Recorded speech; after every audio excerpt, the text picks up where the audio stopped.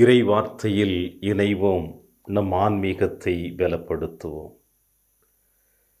கிறிஸ்துவில் பிரியமான அன்பு சகோதர சகோதரிகளே, ஆண்டின் பொது காலத்தின் 34வது வாரம் செவ்வாய்க்கிழமை இன்று அன்னையாம் திரு அவை நம்முடைய ஆன்மீக சிந்தனையாக கொடுத்திருப்பது லூக்கா எழுதிய நற்செய்தி 21ஆம் அதிகாரம் இறைவார்த்தை 5 முதல் 11 முடிய. இந்த இறைவார்த்தை எதை பற்றி பேசுகிறது? எருசலேம் கோவிலின் அழிவு பற்றி முன்னறிவித்தல், வரப்போகும் கேடு பற்றி அறிவித்தல். எருசலேம் கோவிலின் அழிவு பற்றி இயேசு முன்னறிவிக்கின்றார், வரப்போகக்கூடிய கேடை பற்றியும் முன்னறிவிக்கின்றார். எப்படிப்பட்ட அற்புதமான ஒரு செய்தியை இயேசு முன்னதாக தெரிவிக்கின்றார். இயேசுவினுடைய அந்த இறுதி உணவின் பொழுது பேதுருவுக்கும் இயேசுவுக்கும் இடையே நடக்கின்ற உரையாடலில் நாம் காணுகின்றோம் முன்னறிவித்தல். என்னை நீ மறுதலிப்பாய் என்று முன்னறிவித்தல். இந்த முன்னறிவித்தலை நேருக்கு நேராக உள்வாங்கிய பேதுரு அந்த இயேசுவை மறுதலிக்கின்ற பொழுது கூட அவரால் சிந்திக்க முடியவில்லை. ஏனென்றால் அவருக்கு தன் உயிர் மீது அச்சம் இருந்தது, தன்னை பாதுகாத்து கொள்ள வேண்டும் என்ற எண்ணம் இருந்தது. எனவே இந்த மண்ணுலகில் வாழ்ந்து கொண்டிருக்கின்ற எந்த ஒரு மனிதனும் தன்னுடைய அழிவை பற்றியோ இழப்பை பற்றியோ தனக்கு கிடைக்கப் போவது கிடைக்காமல் போவது பற்றியோ முன்னதாக அறிவிக்கின்ற பொழுது ஏற்றுக்கொள்ள மனமில்லாதவர்களாகத்தான் நாம் வாழ்ந்து கொண்டிருப்போம். எனவே இன்று நற்செய்தி வாசகத்தில் இயேசு சொல்லுவதை நாம் பார்ப்போம். அழகாக சொல்லுகிறார். கோவிலை பற்றி சிலர் பேசிக் கொண்டிருந்தனர். கவின்மிகு கற்களாலும் நேர்ச்சை பொருட்களாலும் கோவில் அழகுபடுத்தப்பட்டிருக்கிறது என்று. அவர்களுடைய முயற்சி அல்லவா? அவர்கள் மூதாதையர்களுடைய முயற்சி அல்லவா? அவர்கள் பல ஆண்டுகளாக அழகு பார்த்து கட்டப்பட்ட அந்த ஆலயம் அல்லவா? அதை பராமரித்து பாதுகாத்து கொண்டிருக்கின்ற சூழ்நிலைகள் அல்லவா?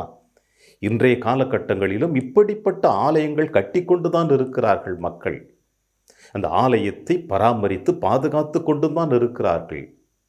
ஆனால் இயேசு எருசலேம் தேவாலயத்தை கவின்மிகு கற்களால் அழகுபடுத்தப்பட்டு கட்டியிருக்கின்ற இந்த ஆலயத்தினுடைய எதிர்கால நிகழ்வு எப்படி இருக்கும் என்று சொல்லுகிறார். பாருங்கள், இவற்றையல்லவா நீங்கள் பார்த்து கொண்டிருக்கிறீர்கள்? ஒரு காலம் வரும், அப்பொழுது கற்கள் ஒன்றின் மேல் ஒன்று இராதபடி இவையெல்லாம் இடிக்கப்படும். பிரியமான அன்பின் தேவ பிள்ளைகளே, இந்த மண்ணுலகில் எத்தனையோ காரியங்களின் மீது நாம் கவனம் செலுத்தி கொண்டே இருக்கிறோம். எத்தனையோ எதிர்பார்ப்புகளுக்கு மத்தியிலே நாம் கவனம் செலுத்தி கொண்டிருக்கிறோம். இவையெல்லாம் ஒரு நாள் அழிந்து போய்விடும் என்று கூட நமக்கு தெரியும். ஏனென்றால் நாமே ஒரு நாள் இந்த மண்ணகத்தை விட்டு பிரிய போகிறோம் என்பது நமக்கு தெரியும்.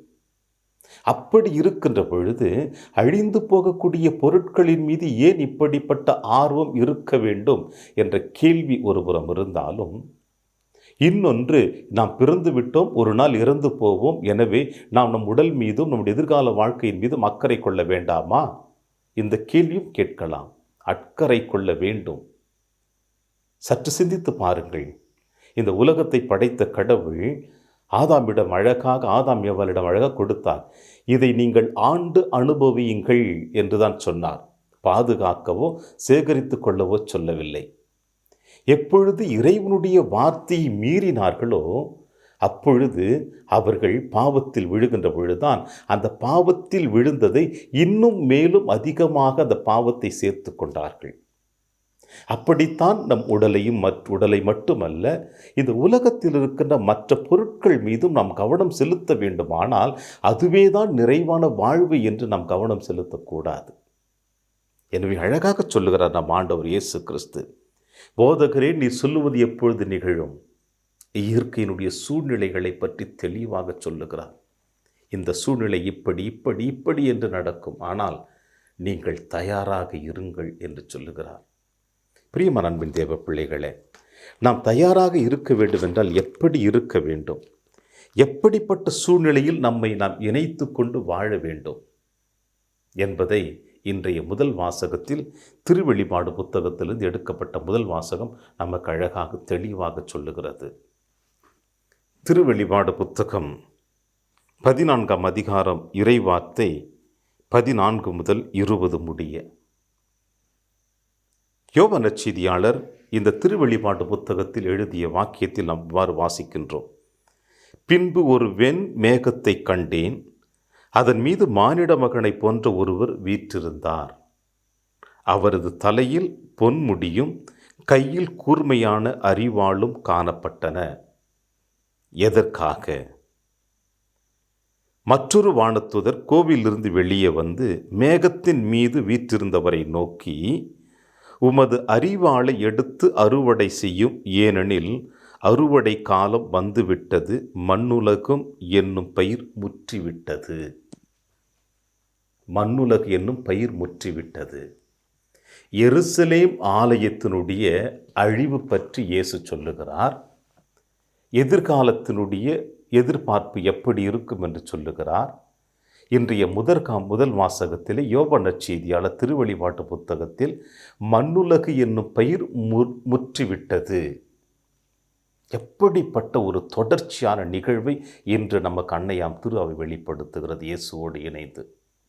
எனவே எருசலேம் தேவாலயத்தை பெருமையாக பேசிக்கொண்டிருந்த மக்கள் மத்தியிலே இயேசு அதனுடைய கற்கள் ஒன்றின் மேல் ஒன்று இல்லாதபடி ஆகும் என்றும், அதை பற்றி நீங்கள் சிந்தித்து கொண்டிருப்பதை விட உங்கள் உடலையும் உள்ளமாகிய ஆலயத்தை பற்றி சிந்தித்து அழியாமல் இருக்கக்கூடிய உங்கள் ஆன்மாவை எப்படி நீங்கள் பாதுகாத்து கொண்டிருக்கிறீர்கள்? ஏனென்றால் மண்ணுலகு என்னும் பயிர் முற்றிவிட்டது, முதிர்ச்சி அடைந்து விட்டது, அதற்கு அறுவடை நாள் வந்து விட்டது என்று இயேசு சொல்லுகிறார்.